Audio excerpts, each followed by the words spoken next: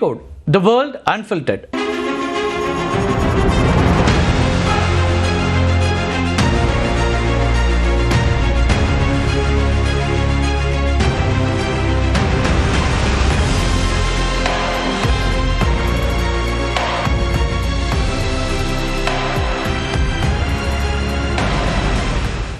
அமெரிக்காவில் தற்போது நீடித்து வரக்கூடிய அரசு முடக்கம், இதை பற்றி நம்ம ஏற்கனவே காணொலிகள்லாம் பார்த்துருக்கோம். கவர்மெண்ட் ஷட் டவுன் இருக்கு இல்லையா, அதனுடைய விளைவுகள் என்னெல்லாம் இருக்கு அப்படின்னு விரிவாக பார்க்கலாம். இந்த கவர்மெண்ட் ஷட் டவுன் அப்படிங்கிறது நாட்டின் வரலாறு காணாத மிக நீண்ட முடக்கமாக மாறி இருக்கிறது. நாடாளுமன்றம் அடுத்த நிதியாண்டிற்கான செலவின மசோதாக்களை, அதாவது அப்ராப்ரியேஷன்ஸ் லெஜிஸ்லேஷன், அதை நிறைவேற்ற தவறியதுனால பெரும் நெருக்கடி இப்போ ஏற்பட்டிருக்கு. இந்த முடக்கத்தினால அமெரிக்க பொருளாதாரத்திற்கு ஒவ்வொரு நாளும் சுமார் 1,33,000 கோடி ரூபாய் இழப்பு ஏற்படுவதா அமெரிக்க நிதியமைச்சர் ஸ்காட் பெசன்ட் கூறியிருக்கிறார். இந்த இழப்புங்கிறது மொத்த உள்நாட்டு உற்பத்தியினுடைய வளர்ச்சியை கடுமையாக பாதித்து வருவதாக பொருளாதார நிபுணர்கள்லாம் கவலை தெரிவிக்கிறாங்க.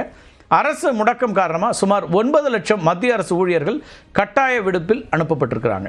காவல்துறை, விமான போக்குவரத்து கட்டுப்பாடு போன்ற அத்தியாவசியமான துறைகளில் பணிபுரியக்கூடிய 2 லட்சம் பேர் ஊதியம் இல்லாமல் பணிபுரிய வேண்டிய கட்டாயத்தில் இருக்கிறாங்க. ஊதியம் கிடைக்காதனால இவருடைய தனிப்பட்ட கடன்கள், வாடகை, அது மட்டும் இல்லாமல் செலவுக்கு நெருக்கடி உண்டாகி இருக்குது. அரசு ஒப்பந்தங்களை நம்பி இருக்கக்கூடிய சிறு வணிகங்கள், அது மட்டும் இல்லாமல் அரசாங்க நிதியுதவி திட்டங்களை பெறக்கூடிய நிறுவனங்களும் பாதிக்கப்பட்டிருக்கின்றன. 4 கோடிக்கும் அதிகமான அமெரிக்கர்கள் உணவுக்காக நம்பி இருக்கக்கூடிய சப்ளிமெண்டல் நியூட்ரிஷன் அசிஸ்டன்ஸ் ப்ரோக்ராம் இருக்கு இல்லையா, SNAPன்னு அவங்க சொல்றாங்க, அது முடங்கி இருக்கு. குறைந்த வருமானம் கொண்ட தனிநபர்கள் மற்றும் குடும்பங்கள் ஆரோக்கியமான உணவுகளை வாங்க உதவுவதுங்கிறது தான் இந்த திட்டத்தினுடைய நோக்கம். தகுதி உள்ளவர்களுக்கு ஒரு மின்னணு நிதி பரிமாற்ற அட்டை, அதாவது electronic benefit transfer EBT card அப்படின்னு மூலமாக பணம் வழங்கப்படும். இந்த EBT அட்டையை பயன்படுத்தி சூப்பர் மார்க்கெட்டுகளில் உணவுப் பொருட்களை மட்டுமே வாங்கிக் கொள்ளலாம். ஆனால் சூடான உணவு, மது, சிகரெட் போன்றவற்றை வாங்க முடியாது. இந்த திட்டத்துக்கு அமெரிக்க அரசு, அதாவது அமெரிக்காவுடைய ஃபெடரல் கவர்மெண்ட் தான் நிதி அளிக்கும். மாநில அரசுகள் திட்டத்தை நிர்வகிப்பாங்க. இப்போ ஜனநாயக கட்சியினர் மக்களுக்கு சுகாதார காப்பீட்டு கட்டணங்களை குறைக்க உதவக்கூடிய ACA அப்படின்னு சொல்லப்படக்கூடிய அஃபோர்டபுள் கேர் ஆக்ட் மானியங்களுக்கு முழுமையாக நிதியளிக்க வேண்டும் அப்படின்னு கோரிக்கை வைக்கிறாங்க. ஆனால் அதிபர் ட்ரம்ப்பை பொறுத்த வரைக்கும் அவரும் அவருடைய கட்சியினரும் ACA மானியங்களை ரத்து செய்ய வேண்டும் அப்படின்னு சொல்கிறாங்க. இதன் காரணமாக தான் அமெரிக்க அரசு துறைங்கிறது முடங்கி இருக்குது. இந்த கவர்மெண்ட் ஷட் டவுன் அப்படிங்கிறது நீடிக்குது. இந்த முடக்கம் எவ்வளவு காலம் நீடித்தாலும் ACA தொடர்பான நிதி கோரிக்கைகள் நிறைவேறாத வரைக்கும் எந்த ஒரு தற்காலிக தீர்மானத்தையும் ஆதரிக்கப் போவதில்லை அப்படின்னு ஜனநாயக கட்சி ரொம்ப அழுத்தமாக சொல்லுது.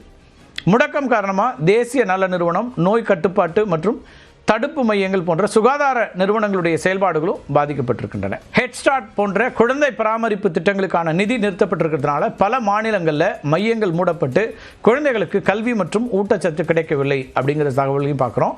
விமான போக்குவரத்து கட்டுப்பாட்டாளர்கள், அது மட்டும் இல்லாமல் போக்குவரத்து பாதுகாப்பு நிர்வாக அதிகாரிகள் ஊதியம் இல்லாமல் பணியாற்றக்கூடிய ஒரு சூழல் இருக்கிறதுனால பணிக்கு வராமல் விடுப்பு எடுப்பவர்களுடைய எண்ணிக்கை அதிகரித்து விமான நிலையங்களில் தாமதம், அது மட்டும் இல்லாமல் பாதுகாப்பு குறைபாடுகள் ஏற்படக்கூடிய ஒரு அபாயமும் ஏற்பட்டிருக்குது. அரசை காக்க செலவின மசோதாவுக்கு வாக்களிக்க செனட்டில் 60 வாக்குகளுடைய தேவை இருக்குது. ஆனால் குடியரசுக் கட்சி, ஜனநாயக கட்சிகளுக்கிடையே சுகாதார சேவை மானியங்கள், அந்த ஹெல்த் கேர் சப்சிடிஸ் இருக்கு இல்லையா, அது குறித்த கொள்கை வேறுபாடுகள் தான் இந்த முடக்கத்திற்கு காரணமாக இருக்குது. இந்த முடக்கம் அப்படிங்கிறது ஒரு நிதி அல்லது நிர்வாக பிரச்சனை மட்டும் இல்லை, மாறா நாட்டினுடைய மிக அடிப்படையான சேவைகள் மற்றும் சட்டம் ஒழுங்கை பாதிக்கும் ஒரு தேசிய நெருக்கடியாக பார்க்கப்படுது. தற்போதைய அரசு முடக்கம் வரலாற்றிலேயே மிக நீண்ட முடக்கமாக மாறி இருக்கிறது. அதாவது 37 நாட்களுக்கு மேலாக இந்த கவர்மெண்ட் ஷட் டவுன் தொடர்ந்துட்டு இருக்கு.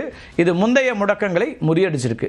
முடக்கத்தை முடிவுக்கு கொண்டு வர்றதுக்கு எந்த ஒரு உறுதியான ஒப்பந்தமும் இன்னமும் எட்டப்படலை. ஜனநாயக கட்சியை பொறுத்த வரைக்கும் மலிவு விலை பராமரிப்பு சட்டம் ACA காப்பீட்டு மானியங்களை, ஹெல்த் கேர் சப்சிடிஸ் நீட்டிக்கணும் அப்படின்னு கோரிக்கை வைக்கிறாங்க. குடியரசுக் கட்சியினர் அரசு முதல்ல செயல்பட வேண்டும் அப்படின்னும் அதுக்கு பிறகுதான் மானியங்கள் குறித்து விவாதிக்க முடியணும் அப்படின்னு சொல்றாங்க. தற்காலிக நிதியுதவி மசோதா இருக்கு இல்லையா, அதுவும் வரக்கூடிய நவம்பர் 21ஆம் தேதி காலாவதி ஆகுது.